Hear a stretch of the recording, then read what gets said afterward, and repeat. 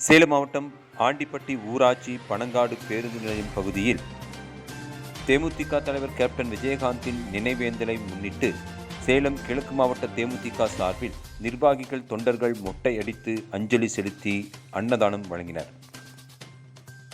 தேசிய முற்போக்கு திராவிட கழகத்தின் நிறுவன தலைவரும் தமிழக முன்னாள் சட்டமன்ற எதிர்க்கட்சித் தலைவருமான கேப்டன் விஜயகாந்த் அவர்கள் கடந்த டிசம்பர் 28 உடல்நலக் குறைவால் காலமானார்.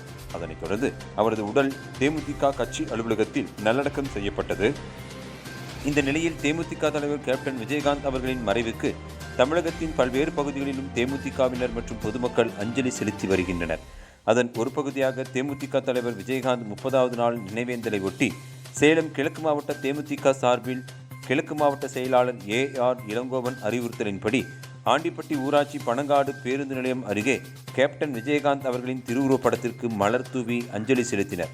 முன்னதாக தேமுதிக கிழக்கு மாவட்ட நிர்வாகிகள் தொண்டர்கள் நினைவேந்தலை முன்னிட்டு கிழக்கு ஒன்றிய பொருளாளர் கார்த்தி மற்றும் தொண்டர்கள் மொட்டை அடித்து விஜயகாந்த் திருவுருவப்படத்திற்கு பகல் 12 மணி அளவில் மலர் தூவி அஞ்சலி செலுத்தினர். தொடர்ந்து ஏராளமான நிர்வாகிகள் தொண்டர்கள் கேப்டனின் திருவுருவப் படத்திற்கு மலர் தூவி அஞ்சலி செலுத்தினர்.